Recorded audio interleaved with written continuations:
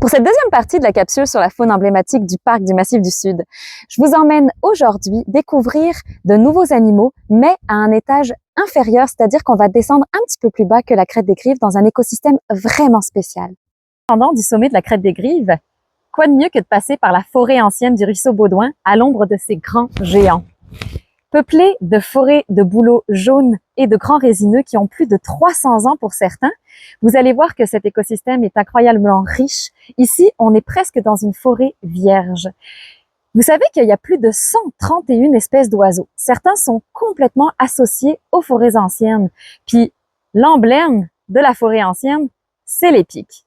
Ce sont les plus nombreux ici au parc. Le grand pic aime particulièrement les vieilles forêts. Il creuse des nouvelles cavités chaque année et garde les anciennes pour le repos. Son domaine vital peut aller de 100 à 500 hectares. C'est un couple fidèle à vie. Eh oui, fidèle à leur territoire de nidification également. Ils ne migrent pas. Ils aident à assainir les arbres en détruisant les parasites. Ces trous sont utiles également pour d'autres espèces. Par exemple, la chouette rayée. La chouette rayée est reconnaissable avec ses yeux noirs, son ventre rayé vertical et son dos rayé horizontal. Elle a besoin de très grands arbres. Elle chasse des petits mammifères. Elle a un cri bruyant, mais dans son vol, elle est très silencieuse grâce à ses plumes soyeuses. Les forêts anciennes, c'est aussi le royaume du grand Paulatouche, et on en a ici au parc.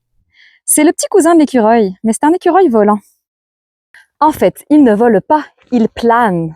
La membrane qui relie ses membres s'appelle le patagium. Il a besoin de forêts matures, dominées par les feuillus, avec quand même un très bon couvert forestier, mais de la grande place pour pouvoir planer.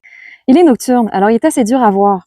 Cela dit, si jamais il vous prend l'envie de randonnée de soirée, n'hésitez pas à nous faire part de votre observation si jamais vous l'apercevez. Il est vraiment actif, à l'année. Pour terminer, je vous emmène dans le fond de la vallée, là où les ruisseaux et les zones humides abondent.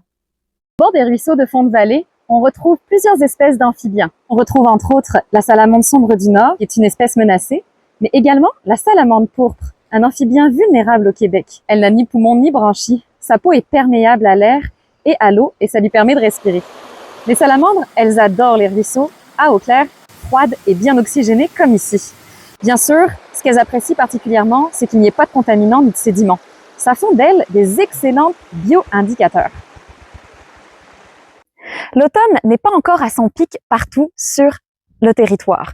Alors, vous avez encore le temps d'en profiter, mais les animaux vont commencer à se faire bien sûr plus discrets. La nature va bientôt rentrer un peu plus en dormance pour se préparer à l'hiver. Mais cet hiver, nous allons quand même nous voir. Et oui, même au cœur de l'hiver, la nature et la vie continuent. Au plein cœur de l'hiver, sous l'épaisse couverture de neige, vous allez voir des adaptations surprenantes, des histoires de survie, que ce soit de la faune ou de la flore, parce qu'au parc du Massif du Sud, même en hiver, la vie explose et foisonne. Elle est juste beaucoup plus discrète et elle se cache sous nos yeux. Mais ensemble, on va pouvoir les découvrir. Alors, on se retrouve dans quelques semaines pour découvrir l'hiver au parc du Massif du Sud. En attendant, continuez de profiter de l'automne parce qu'il est magnifique. Toutes les saisons sont superbes au parc du Massif du Sud.